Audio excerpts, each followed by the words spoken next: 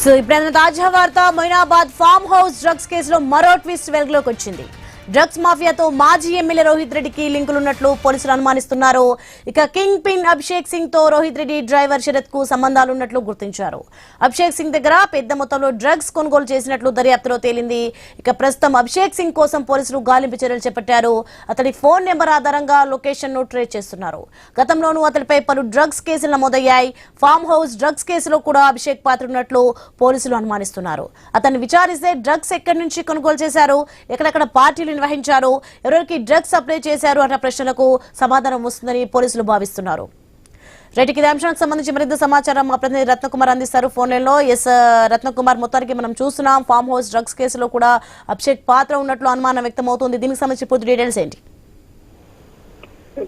ఇప్పటికే పైలట్ రోహిత్ రెడ్డిని arms act ప్రకారం అలాగే ఈ డ్రగ్స్ కేసుకు సంబంధించిన ఇన్వాల్వ్మెంట్ లో పోలీసులు రిమాండ్ చేశారు. రిమాండ్ చేసి ఇప్పుడు ఆయన మరొకసారి ఇందులో ముగ్గురిని అరెస్ట్ చేసి రిమాండ్ తరలించగా పైలట్ రోహిత్ రెడ్డి, అతని తమ్ముడు రితేష్ రెడ్డి, అలాగే ఫైర్ ఓపెన్ చేసిన నమిత్ శర్మ, ఈ ముగ్గురుతో పాటు మిగతా వారిని స్టేషన్ బెయిల్ ఇచ్చి వదిలిపెట్టిన తర్వాత ఇప్పుడు పైలట్ రోహిత్ రెడ్డి యొక్క పాత్ర తాజాగా సంచలన విషయాలు అనేవి వెలుగులోకి వస్తూ ఉన్నాయి. ముఖ్యంగా ఈ యొక్క డ్రగ్స్ కొనుగోలు అనేది అభిషేక్ అనేటువంటి డ్రగ్ పెడ్లర్ నుంచి కొనుగోలు చేశారనే సమాచారం వచ్చిన తర్వాత ఇలా గతంలో సైతం అనేక మంది నుంచి డ్రగ్స్ కొనుగోలు చేశారు అనేటువంటి అనుమానాలను పోలీసులు పైలట్ రోహిత్ రెడ్డి మీద వ్యక్తం చేస్తున్నారు. ఎందుకంటే గతంలో పలు డ్రగ్స్ కేసుల్లో కూడా పైలట్ రోహిత్ రెడ్డి యొక్క పాత్ర అనేది వినిపించింది. బెంగళూరులో పలువురు బిజినెస్ మెన్లతో పార్టీలు నిర్వహించారని, అలాగే కౌశిక్ రవితో కలిసి, అలాగే ఇందులో ముఖ్యంగా శ్రవణ్ అనే వ్యక్తితో కలిసి వీళ్ళు బెంగళూరు, ముంబై, చెన్నై లాంటి ప్రాంతాలలో అనేక మంది వ్యాపారవేత్తలతో పార్టీలు నిర్వహించారు. బిజినెస్ ట్రిపులతో పాటు